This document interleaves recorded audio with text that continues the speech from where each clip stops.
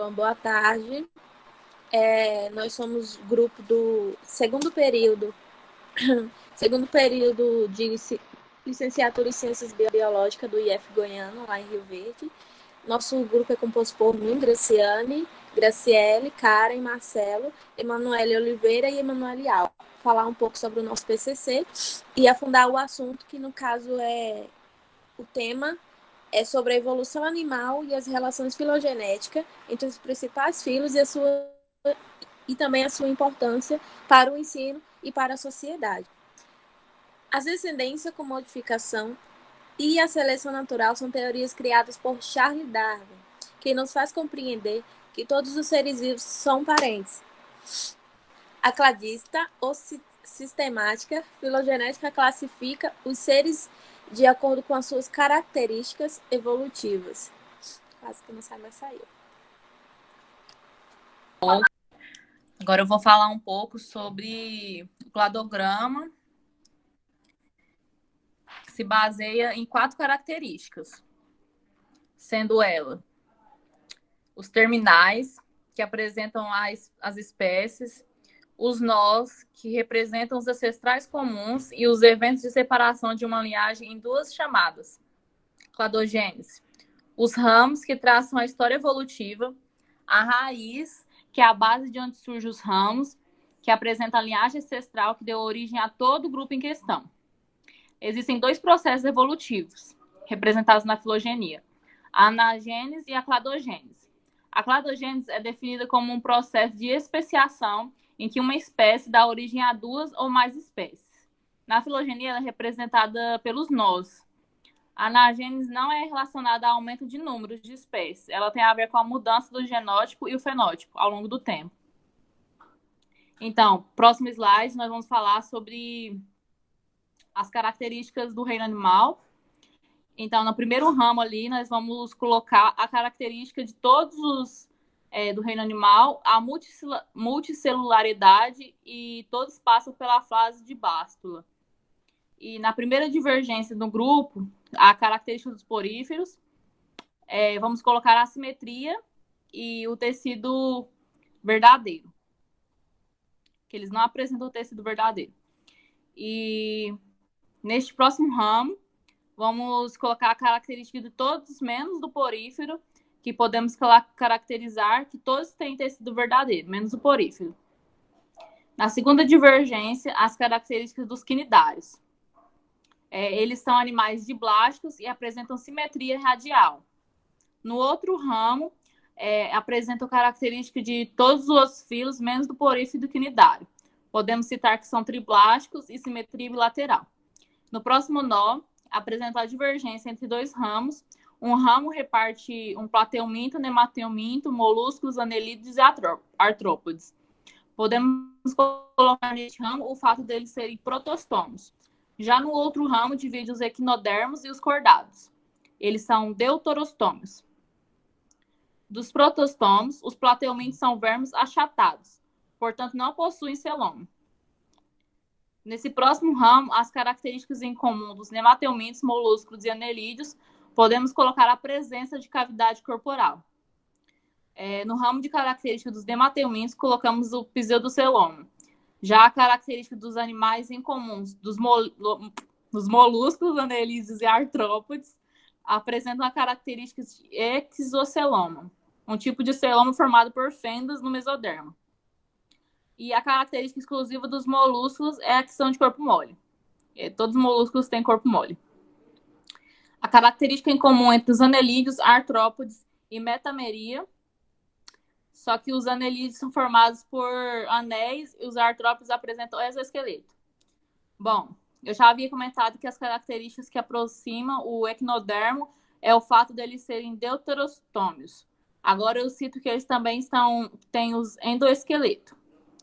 E na característica dos equinodermos, coloca a simetria radial, e os cordados, eles apresentam notocorda, tubo neural, dorsal e entre outras características. É isso. Eu vou colocar aqui um vídeo do Marcelo, que não pode estar comparecido no momento.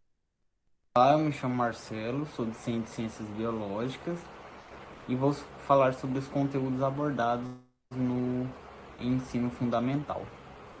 Os conteúdos de zoologia abordados no ensino fundamental 2 não são vistos muito a fundo, são mais uma passagem por cima. Logo, a gente se nota uma escassez muito grande nos livros didáticos destas séries e também na internet, referente às séries de 6, 7, 8º e 9º anos.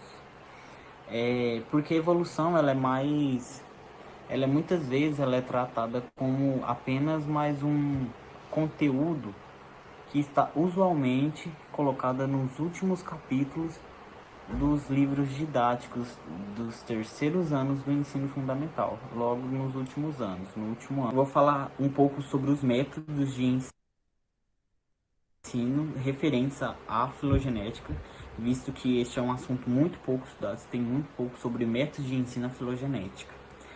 Algumas abordagens que parecem aprimorar o conhecimento dos alunos são divididas em 5 etapas. A primeira é uma analogia com genealogia. A segunda, um ensino do processo de analisar a filogenética.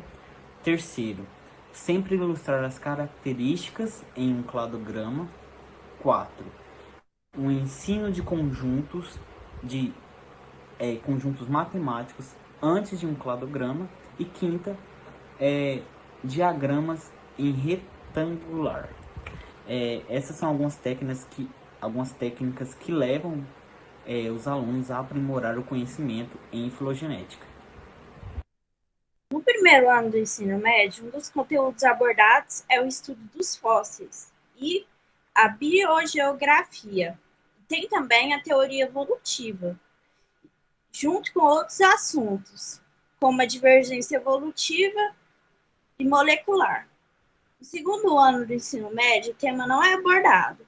Já no terceiro ano, se explica sobre a sistemática filogenética. Então, como estamos em ensino remoto, para efetuar essa prática, nós escolhemos a plataforma Kahoot, que por ser de fácil acesso, também é fácil de ser elaboradas questões nela. Então, agora eu vou apresentar a minha tela e demonstrar como jogar. O aluno vai criar um apelido.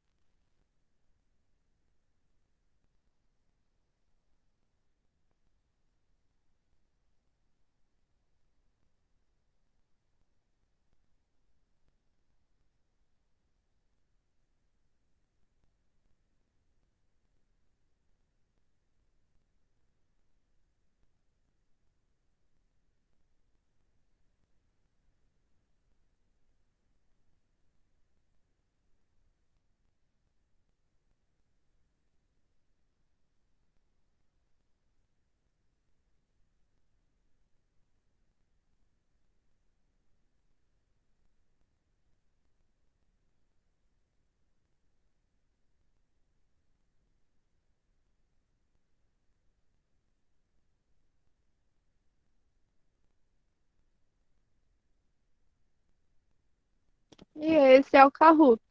Ele também tem as pontuações. E é isso. Agora eu vou falar sobre a importância da filogenia para a sociedade. A filogenia, como a taxonomia, cria uma língua universal para compreender que organismo é e onde cabe na árvore de vida larga. Tal informação pode ser usada para identificar os micróbios patogênicos emergentes e para desenvolver métodos para infecções. No dia de hoje, um exemplo é o coronavírus. Historicamente, precisamos saber e entender o processo de adoecimento e de cura do ser humano. E o que tem sido feito é estudar o modelo de doenças próxima ao coronavírus, e entender, a partir desse modelo anterior, aprender a doença de agora. E para concluirmos o nosso PCC, não encontramos muito assuntos nos livros didáticos e nem práticas. Mas no nosso trabalho aprendemos bastante sobre a importância da evolução, importância do estudo. E